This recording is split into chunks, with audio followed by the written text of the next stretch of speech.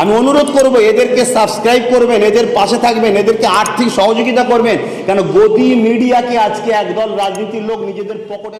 সবচেয়ে বড় কথা, যার কথা বললেন ও এত বড় মূর্খ, ও তো ঘটকপুকুরে করোনার সময় যেখানে মানুষ লকডাউনে মানুষ মারা যাচ্ছে বিমারে, সেই সময় গায়ের জোর দেখতে আইনকে মোড়াগুল দেখিয়ে প্রোগ্রাম করে সেখানে বক্তব্য দিচ্ছে। আব্বাস সিদ্দিকী বলেছে আমি নূরের তৈরি।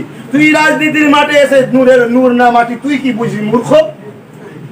আসার দরজায় পা দিচ্ছিস মূর্খ, তুই নূর না মাটি কি বুঝিস? হযরত নবী মুহাম্মদ সাল্লাল্লাহু আলাইহি ওয়াসাল্লাম বলছে আউয়ালু মা খালাকাল্লাহু নূরি ওয়া কুল্লু শাইইন মিন নূরি।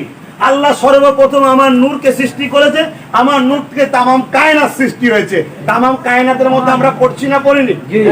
মূর্খকে জিজ্ঞেস করেন এটা কোন হাদিসে আছে বলতে পারবে? ও উঠে বলছে উনি নূর বলেছে, আমার উপর দরুদ পড়তে হবে। আরে দরুদ কাকে বলে? দোয়া। আল্লাহুম্মা সাল্লি আলা মুহাম্মাদিন ওয়া আলা আলি মুহাম্মাদ। আলে মুহাম্মদ খানদানে রাসূলের জন্য দরুদ আছে না নাই? আছে। খানদানে রাসূলের জন্য দোয়া চাইতে হয় না হয় না? আছে। তাসাউদ পড়ে, নামাজ তো পড়ে না, ফাসিক বেহুদা, জুম্মা পড়ে কি সন্ধ্যাতে বেঈমান? কথা বুঝে আসছে? তাহলে সে কি বুঝবে তাসাউদের মধ্যে কি আছে? ইবাদিল্লাহিস সালিহিনের ব্যাখ্যা কি? শুধু নবীর খানদান কেন, প্রত্যেকটা নামাজি, মুত্তাকি, নেককার, পরেজগার, মুত্তাকি আম ঘরের ছেলে। একটা হিন্দু ঘরে জন্ম নিয়ে সে যদি ইসলামের মধ্যে ঢুকে মুত্তাকি হয়, পরেজগার হয়, নেককার হয়, আল্লাহ প্রেমিক হয়ে যায়, তার জন্য তাসাউদের মধ্যে বলা হচ্ছে তারও দোয়া তোমরা কামনা করো। ও মূর্খ।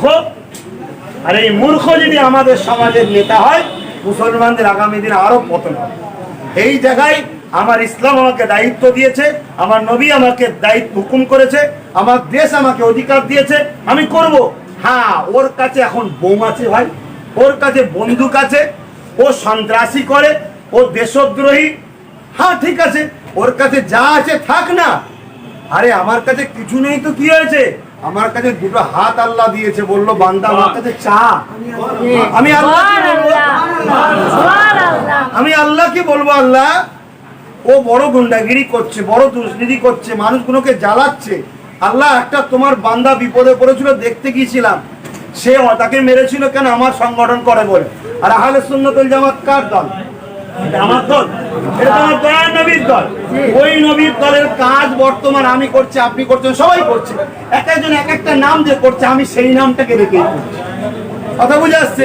আজকে সেই সংগঠনের করে ছেলেটা, তারা কিছু, আরে 50টা কাজের মধ্যে 5টাও তো করতে ছেলেগুলো।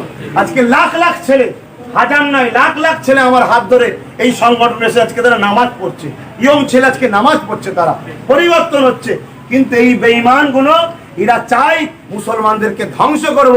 এরা প্রকাশ্য দুশ্মনের থেকেও খারাপ, এরা প্রকাশ্য দুশ্মনের থেকে খারাপ। যারা প্রকাশ্য মুসলমানকে মারতে চায়, এদের থেকেও জঘন্য হলো এই মুসলমান সেজে যারা মুনাফিক রয়েছে। যার কথা আমার এই ভাই বললো, ও একটা বড় মুনাফিক।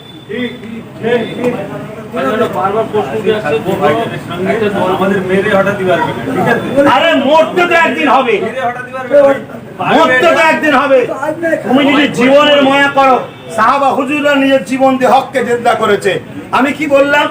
এই ভারতবর্ষে কি বলে হাফেজ তিতুমির সাহেব, তারপরে আশফাকুল্লাহ সাহেব, গান্ধী বাবুর মতো লোক, আরো কত যারা ছিলেন, তারা সব তো নিজের জীবন দিয়ে দেশকে স্বাধীন করেছে।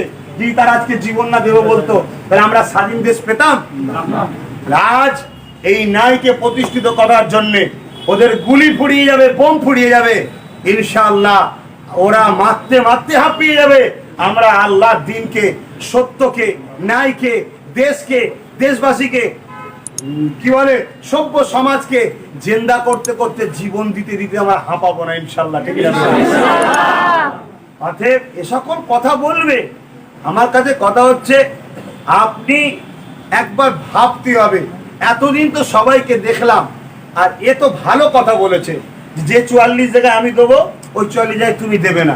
আরে তোমার যদি ভোট থাকতে পারো, তুমি যদি রাজনীতি করতে পারো, আমারও ভোট আছে, আমি করবো না কেন?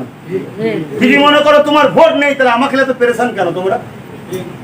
আমাকে তো পেরেশান। আমি তো এখনো রাজনীতি দলের ঘোষণা করিনি, আমি তো শুরু করেছি করবো রাজনীতি। আহলে সুন্নাত ওয়াল জামাত তো কোনো রাজনৈতিক দল নয়, এটা একটা ইসলামিক দল। অতএব এই দলের সংগঠন বা ব্যানারকে যারা আঘাত দেবে তারা ইসলামকে আঘাত দিল, তারা ইসলামের দলকে আঘাত দিল। কথা বুঝে আসছে? অতএব তাদেরকে মেনে নেওয়া এবং তাদেরকে যারা সাপোর্ট করবে সেই দলের সঙ্গে থাকা হারাম, চলবে না একদম পুরো। আচ্ছা, সবচেয়ে বড় কথা, ওই যে বেঈমানের কথা বললো, ও বেঈমান চুচুরা যখন মসজিদ মাদ্রাসায় টিএমসি সরকার তালা মেরেছিল, ও বেঈমান তখন এসেছিল লড়াই করতে যে মাদ্রাসা খুলতে হবে, মসজিদ খুলতে হবে বলেছিল? তোর সরকারই তো তালা মেরেছিল। তা তুই সরকারি যদি পাওয়ারলে তালা মারিস, তাহলে আমাকেও পাওয়ারলে খুলতে হবে। তো এমনি খুলতে গেলে তো বোম দেখাচ্ছিস, এমনি খুলতে গেলে তো পুলিশদের মিথ্যা কেস দিচ্ছিস, তাহলে আমাকেও তো পাওয়ার তৈরি করতে হবে মসজিদ মাদ্রাসাকে বাঁচাবার জন্য। এটা ভাবতে হবে ভাই। বিজেপি করবেন না, কে আসবে কে জিতবে আল্লাহ জানে, কিন্তু আমার কাছে কথা হচ্ছে বাঁচাবার মালিককে। তুমি আল্লাহর উপর ভরসা করবে না মমতার ভরসা করবে, আল্লাহর উপর ভরসা করবে না বাম কংগ্রেসের ভরসা করবে, আল্লাহকে ভয় করবে না বিজেপিকে ভয় করবে। আল্লাহকে যখন ভয় করে, এই মহামারী তো আল্লাহ তোমায় বাঁচিয়ে রেখেছে, বিমারটাকে তুমি দেখতে পাওনি তাও বাঁচিয়ে রেখেছে, সেই আল্লাহর উপর ভরসা রাখো। তুমি যদি আল্লাহর উপর ভরসা করে হকের জন্য, ন্যায়ের জন্য, শান্তির জন্য, মানুষের জন্য তুমি দল করো, যে সরকারই এসুক না কেন সে তোমাকে দেখে ভয় করবে, এটা বলে দিয়ে গেলাম।